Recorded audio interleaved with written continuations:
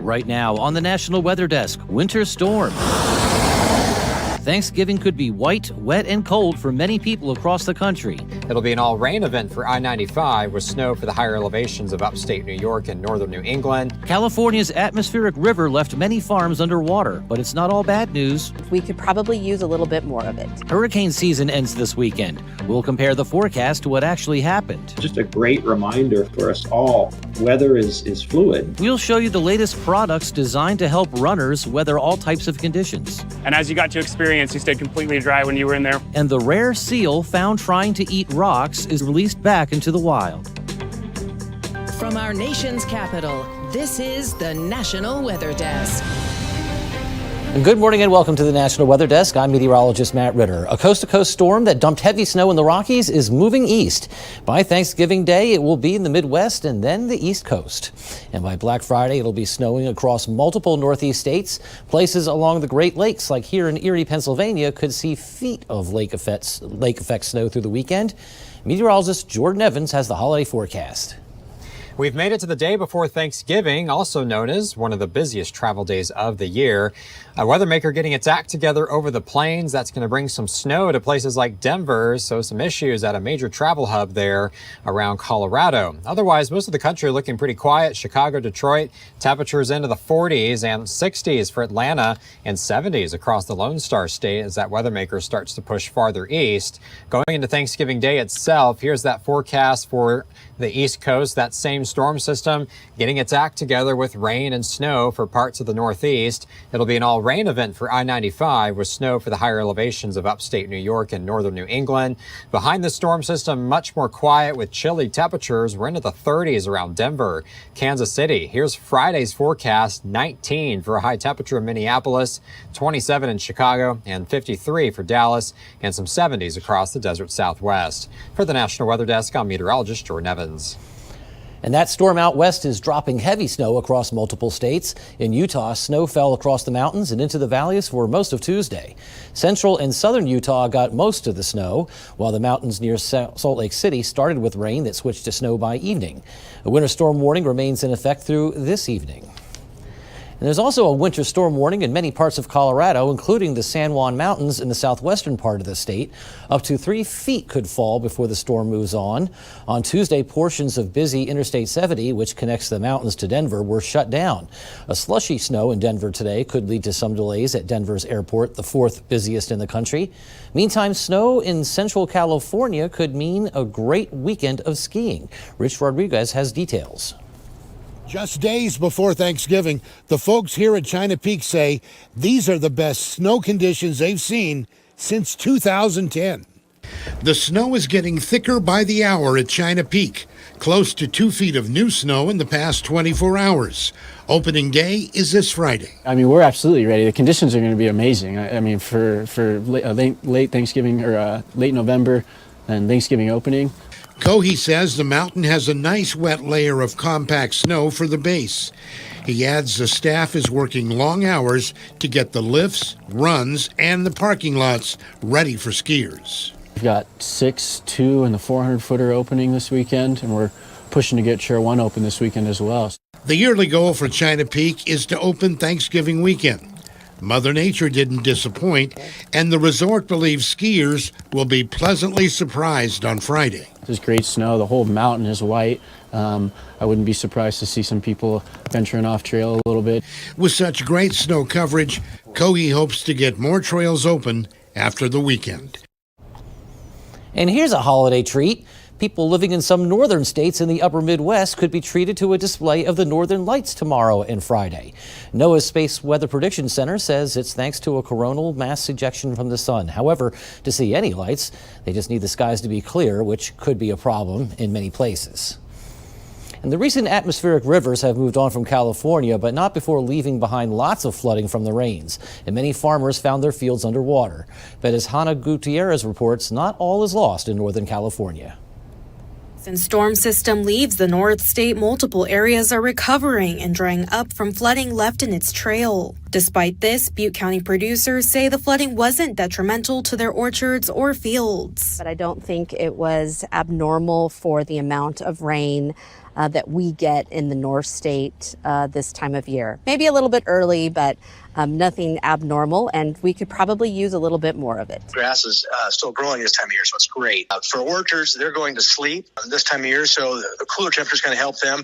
We're not quite probably cold enough yet for them to go to sleep, but ground was dry enough to where it soaked in pretty quickly. It shouldn't be a problem with as far as overwatering. For growers who may have lost crops, trees, livestock, and more, the California Farm Service Agency offers multiple programs to aid in recovery. In that western side, it's pretty devastating. That's what I'm seeing from a lot of people. We help producers from thousands and thousands of acres all the way down to 1/100th of an acre.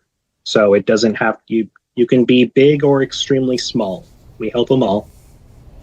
Hurricane season officially ends this weekend, so we thought we'd look back on the year and see the difference between what NOAA predicted versus what actually happened. Since the start of the season on June 1st, there have been 18 named storms, 11 of which became hurricanes, and 5 of those were major hurricanes, meaning Category 3 or higher. Those numbers fall within NOAA's forecast for an above-normal season, which was 17 to 25 named storms, 8 to 13 hurricanes, and 4 to 7 major storms. For an upcoming episode of our podcast Off the Radar, meteorologist Emily Gracie asked National Hurricane Center Deputy Director Jamie Rome about how the season played out.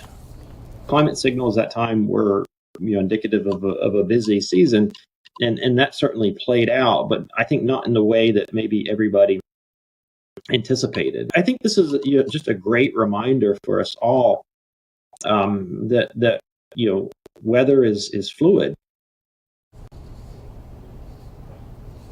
This year could end up being one of the costliest hurricane seasons on record. That's mostly because of Hurricane Helene.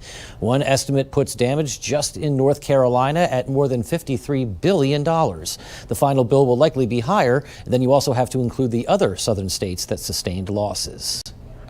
And from tornado outbreaks to ice storms, bomb cyclones, and hurricanes, Thanksgiving has seen its share of significant weather events.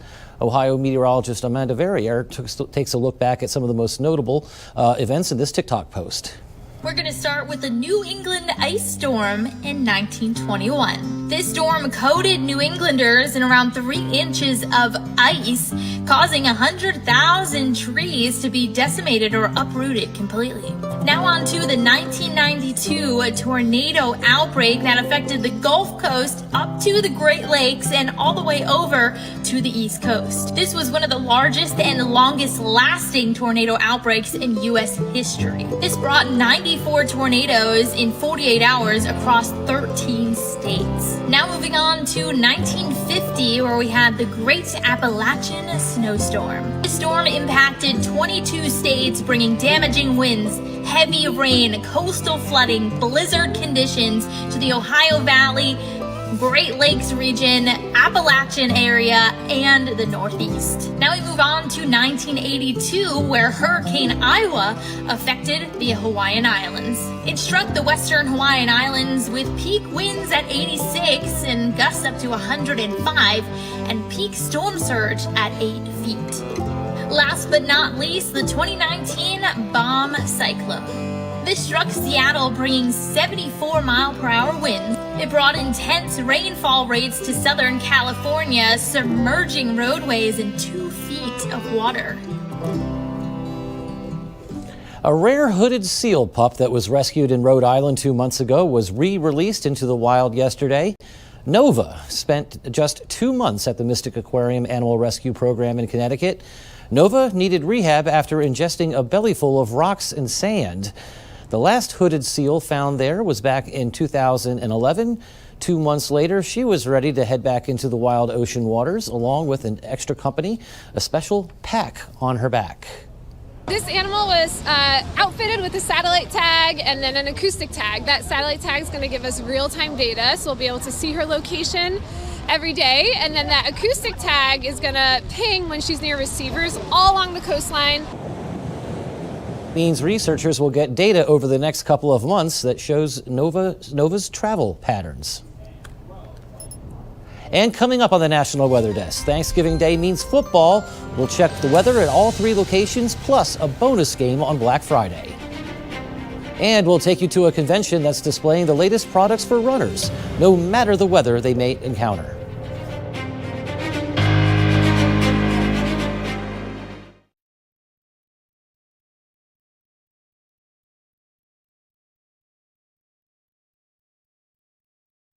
I'm meteorologist Charlie Lopresti with Look at the Northeast. It's a good-looking day in the Northeast today if you're traveling really anywhere in New England, New York, New Jersey. We're in great shape. This is 2:30 in the afternoon. Temperatures today will top out in the 40s. Our next storm system moves in on Thanksgiving. Most of you over southern zones in the Northeast through southern New England, New York, New Jersey. We'll see some rain.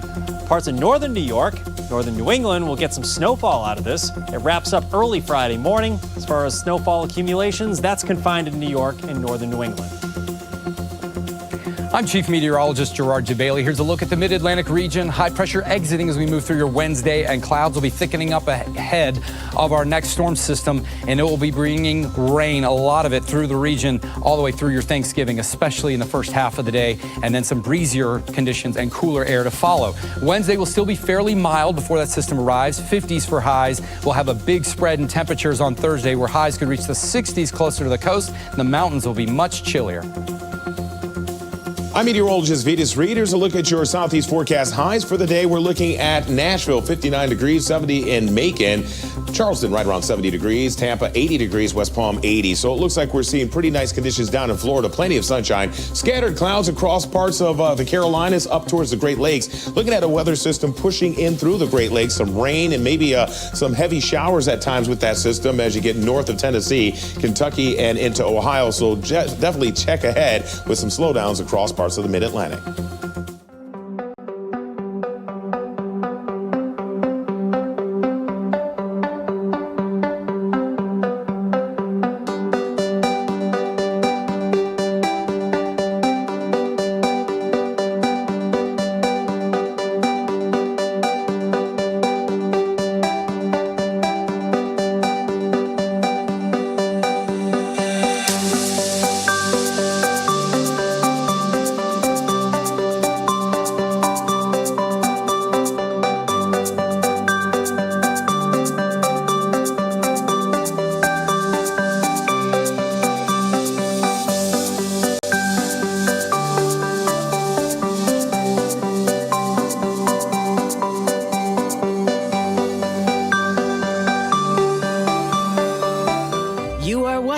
The National Weather Desk.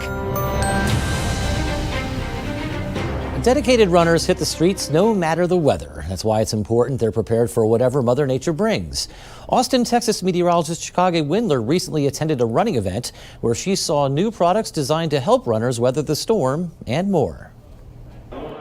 Welcome to the running event here in Austin. It may as well be the South by Southwest of the running industry. That's because once you get inside the exhibit hall, you'll find over 300 different vendors. Many of them you already know, some of them are brand new, and a lot of them are keeping the weather in mind. Huge thank you to everyone. The running event started with educational sessions, then moved on to nighttime networking parties from brands like Hoka, with music, food, drinks, and of course, footwear.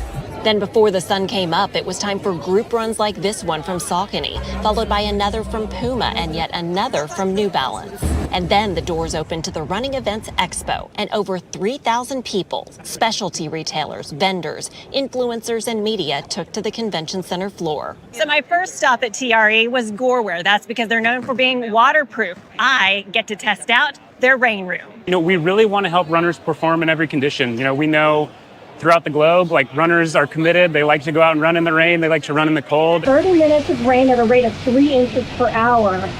60 minutes of rain at a rate of 22 inches per hour. It is raining, it is pouring. Our Concurve Gore-Tex jacket, it's the first running jacket with the new Gore-Tex EPE membrane, thinner, lighter, lower carbon footprint. And as you got to experience, you stayed completely dry when you were in there. After passing the waterproof test, I moved on to another weather challenge, ice. We got our Microspikes Ghost here. So this actually is one of our newest products. Pull it over your heel. Yep. Got it. Okay. Oh, look at this. Yeah. Spiky. Lots of product testers that take them out in different conditions, and we see how they perform, make sure that there's no ice packing that's happening, that the materials aren't getting too stiff. So this is real ice, right? It's real ice, yeah. Another test passed with flying colors. This got some Won't be good going traction. anywhere. From cold to heat. Dehydration is a big issue, especially here in Texas. It gets really hot in the summer. That's where hydration vests come in, like this one I tried on from Deuter. And you can easily just drink from there. And speaking of heat, the Paris Olympics were extremely hot with temps as high as 97 degrees. It was hot. It was crazy hot. It was like the whole time we're just like going and just getting water and ice and everything. Sharon Loketti took 4th place in the marathon despite the heat. Her Under Armour teammate Matt Wilkinson dealt with the heat, but comes from the cold. So I'm from Minnesota, so I'm used to the winters being, get as cold as minus 20 degrees and we're running.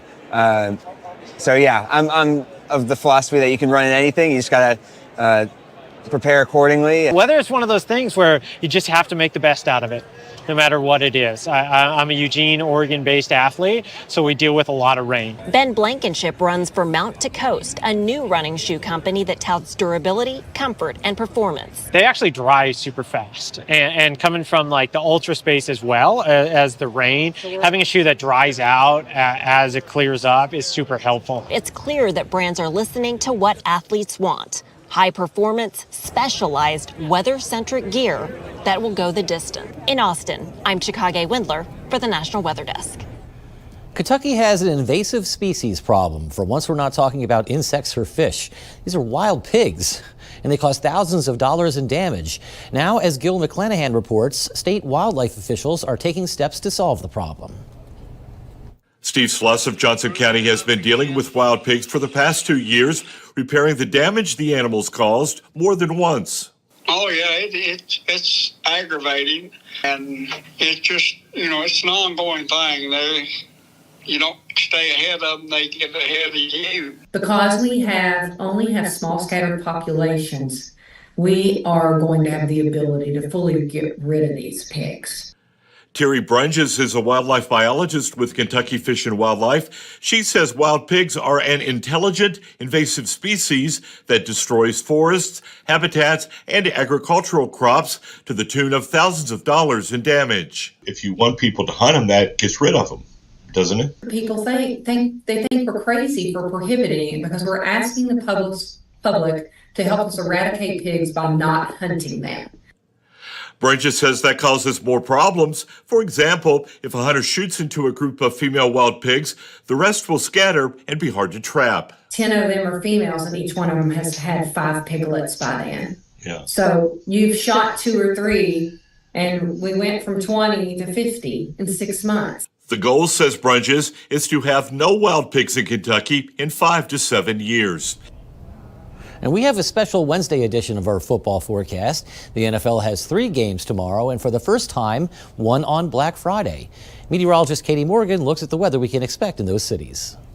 There are 3 things that are essential on Thanksgiving Day: food, naps, and football. Let's talk about those football matchups. Our NFL games on Thanksgiving Day does look like we are going to be dealing with some cold conditions in certain spots. We're going to start with the Bears at the Lions in Detroit. That's a 12:30 kickoff on Thanksgiving Day, and temperatures look to be chilly. A good thing they're indoors. Will be around 40 for any tailgating that'll be going on. The Dolphins at the Packers. That'll be the night game on Thanksgiving evening. Look at this. Temperatures at kickoff in the 20s, and looking at the potential for a few flurries during the matchup. And the Giants at the Cowboys in Dallas, looking good in Texas, will be in the mid-50s with sunshine.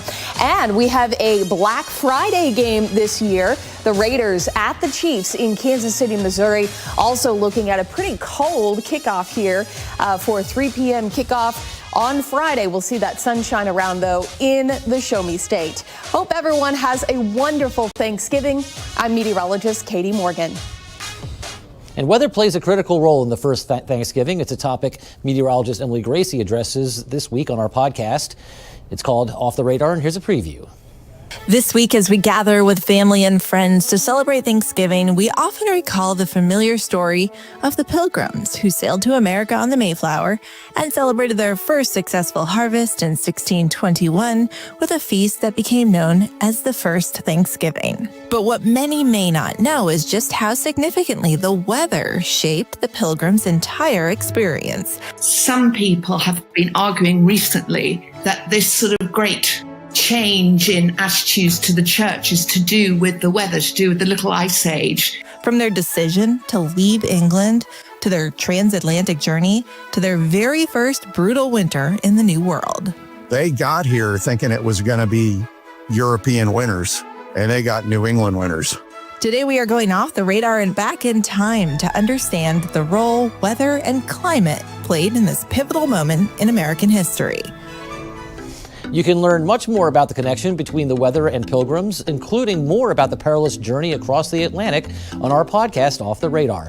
New episodes upload every Tuesday, and you can find Off the Radar anywhere you get your podcasts. As we head to break, a look along Camp Ellis along Maine's southern coast.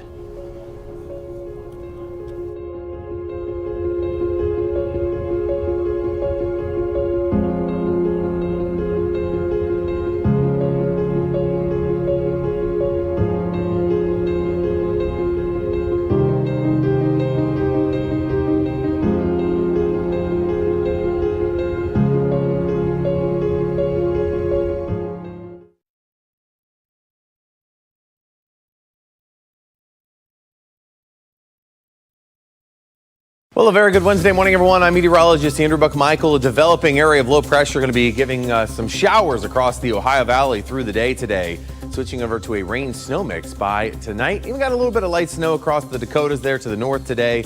As we continue on into the day tomorrow, dry for most of the Midwest with that disturbance kind of moving out towards the East Coast. And by the time that we get to your Friday, quiet except for the lake effect snow. Good Wednesday morning. I'm meteorologist Joe DiCarlo. Look at your forecast across the region, and we're tracking our next cold front that will be pushing in. You see much cooler air, Amarillo to Oklahoma City in the 50s for afternoon highs. Meanwhile, to the south, we're warming up ahead of this front, 70s and low 80s returning. Don't get used to it because here comes that front cooling everyone off for Thanksgiving. We'll have a few flurries near Amarillo to Lubbock on Thanksgiving.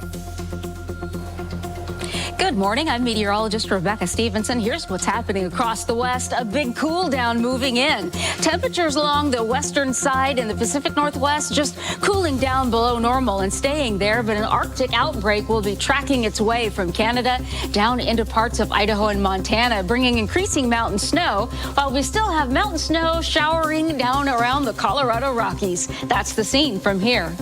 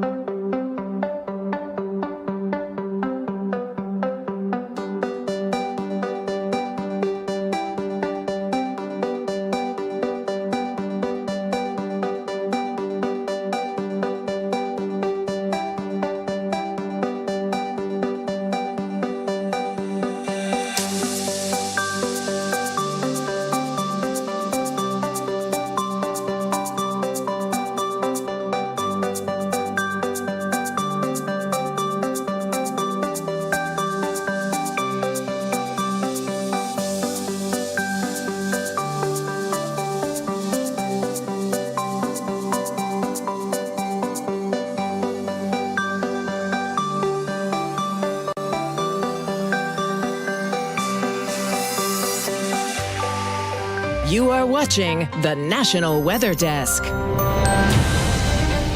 Have you ever seen wavy clouds like these in the sky? They're known as asperitis clouds. Scientists have only recognized them as their own type of cloud since 2017.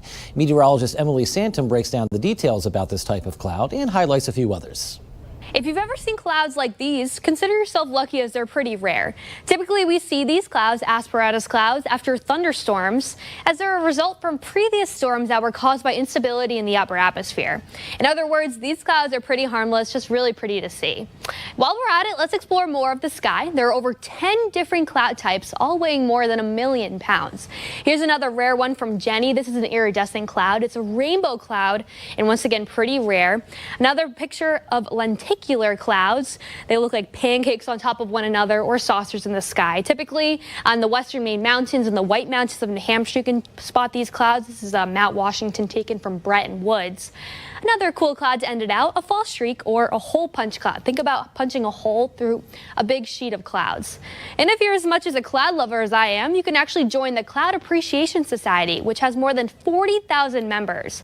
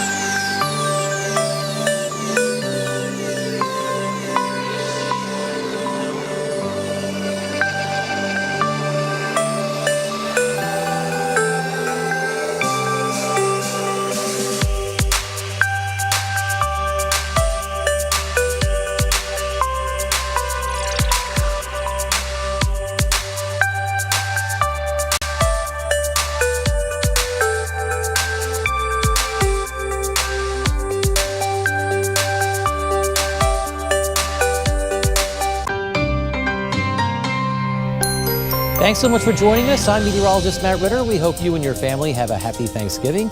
Make it a great day. Safe travels. We'll be back here again tomorrow.